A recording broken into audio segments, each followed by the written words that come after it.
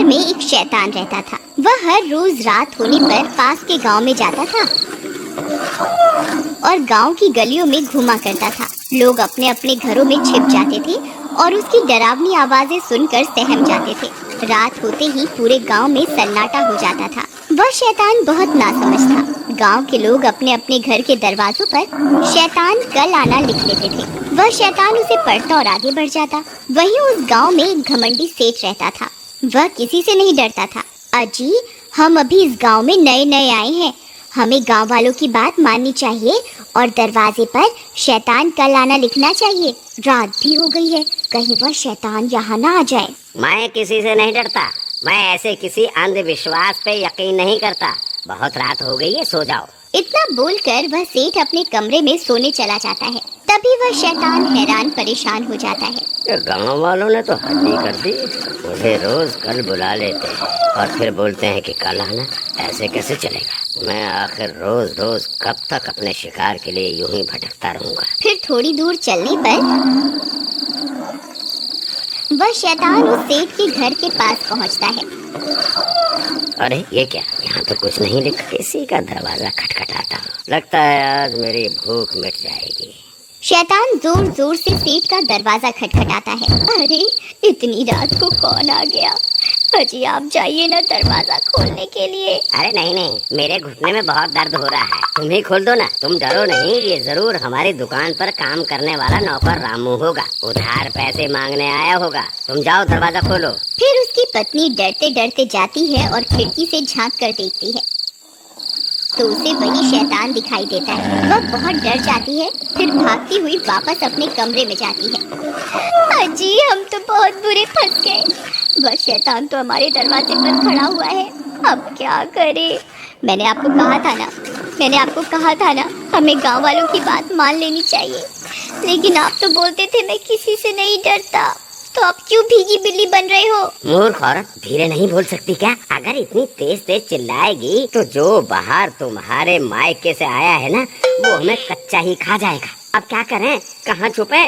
वह शैतान उन दोनों की आवाज सुन लेता है और तेज तेज दरवाजे को पीटने लगता है। खोल दरवाजा। मुझे पता है तुम अंदर ही हो। तुम गाँव वालों ने मुझे बहुत मूर्ख बना लिया। बस अब और नहीं, मैं बहुत दिनों से भूखा हूँ। आज तो मैं अपना शिकार अपने साथ लेकर ही जाऊंगा। हाँ, अभी के अभी दरवाजा खोल, नहीं तो तोड़ दूंगा। ससुर जी, घर में कोई नहीं है, आप कृपा करके यहाँ से चले जाइए। तेरा नाज मिटे। तुझे क्या हर जगह मेरे पिताजी ही दिखाई देते हैं? मैं अभी दरवाजा खोलने जा रही हूँ। अरे भगवान, मैं तो मजाक कर रहा था। तुम गुस्सा क्यों हो जाती हो? मुझे माफ कर दो। आगे से कभी ससुर जी का मजाक नहीं उड़ाऊंगा। अजी, मैं तो आपको माफ कर दूंगी, लेकिन मुझे नहीं लगता ये शैतान आज हमें माफ करने वाला है। तभी वह शैतान दरवाजा खोल देता है। तुम्हें मुझसे कोई नहीं बचा सकता। अरे भागो रे, आज तो ये शैतान हमें जिंदा ही खा जाएगा। अरे कोई मुझे बचाओ, बचाओ। वह सेठ और उसकी पत्नी वहाँ से भागने लगते हैं। उनके घर में छोटा सा कुत्ते का बच्चा होता है। इतना शोर शराबा सुनकर वह भी बाहर आ जाता है और उस शैतान को देखकर भौंकने लगता है। तभी सेठ और उसकी पत्नी पीछे के दरवाजे से भाग जाते हैं। अरे बच गए रे, आज तो बाल बाल बच गए। मोती, मैंने उसकी आवाज सुनी थी। वो शायद उसी शैतान के ऊपर भौंक रहा था। वो अभी भी घर के अंदर ही है। मैं वापस अंदर जा रही हूँ अपने मोती को बचाने के लिए।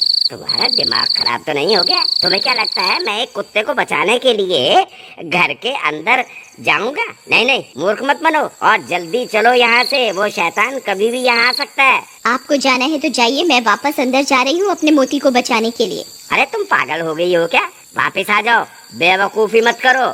लेकिन उसकी पत्नी अपने पति की बात को अनसुना कर देती है और घर के अंदर घुस जाती है। मोती उस शैतान को भौंक रहा होता है। नहीं नहीं मोती, पीछे आ जाओ, हमें अभी यहाँ से निकलना है।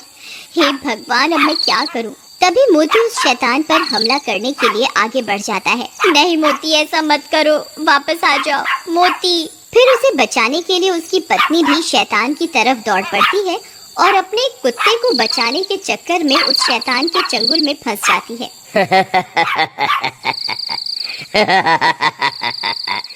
बहुत दिनों के बाद कोई शिकार हाथ लगा है। मोती, तुम भागो यहाँ से, भाग जाओ, मेरी फिक्र मत करो, अपनी जान बचाओ। फिर वह शैतान उसे उठाकर अपने साथ लेकर चल पड़ता है।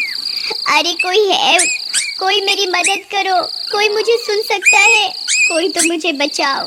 सब गांव वाले अपनी अपनी खिड़कियों से इस मंजर को देखते रहते हैं, लेकिन मदद के लिए कोई भी आगे नहीं आता। सब डर के मारे अपने अपने घर के अंदर छिपे रहते हैं।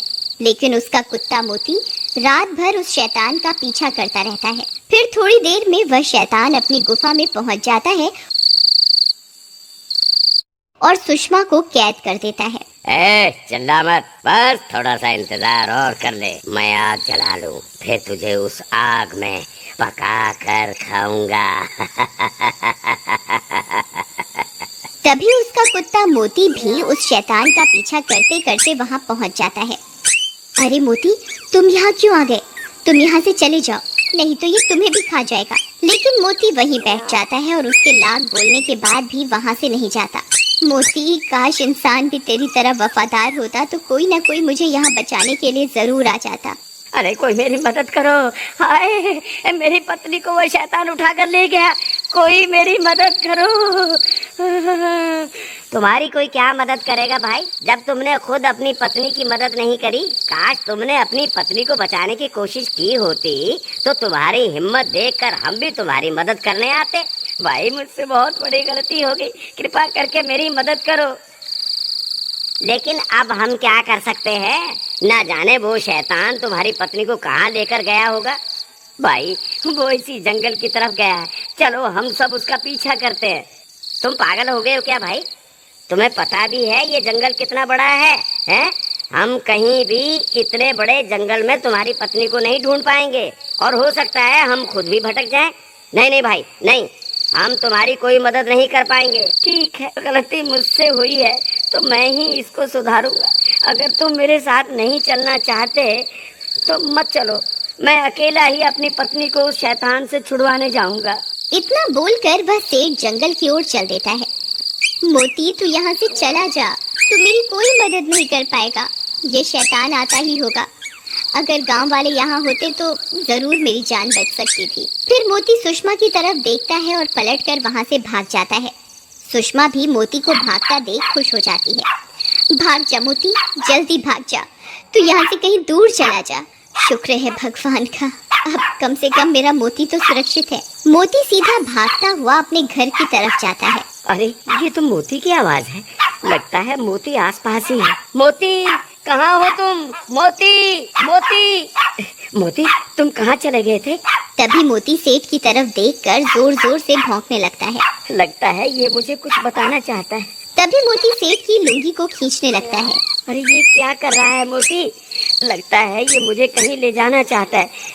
कहीं ये मुझे सुषमा के पास तो नहीं ले जाना चाह रहा। मोती, क्या तुम जानते हो सुषमा कहाँ है? ठीक है मोती, मैं समझ गया तुम क्या बताना चाह रहे हो, लेकिन हम अकेले उस शैतान का सामना नहीं कर पाएंगे। फिर वो दोनों भागकर वापस गांव जाते हैं। अरे भाइयों, जब वो शैतान सुषमा को उठा कर ले जा रहा था तब मोती ने उसका पीछा किया था। अब ये जानता है कि सुषमा कहाँ है।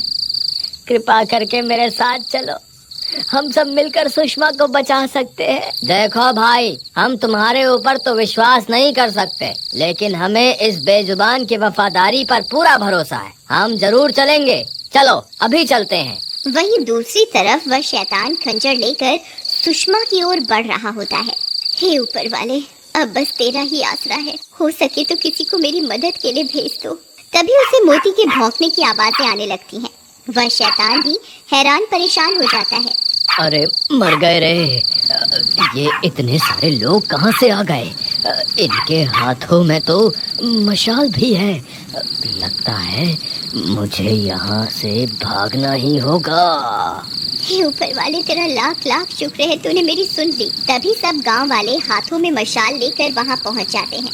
वह शैतान इतने सारे लोगों को हाथ में मशाल लिए हुए देखकर डर जाता है। फिर वह शैतान वहां से भाग जाता है और सुषमा भी आजाद हो जाती है। मोती, तुम वापस आ गए मेरी जान बचाने के लिए। अगर तुम्हें कुछ हो जाता तो? सुषमा, मुझे माफ कर दो, मैं तुम्हारी मदद नहीं कर पाया, एक बार फिर इस बेजुबान ने साबित कर दिया कि ये इंसान से भी ज्यादा वफादार है।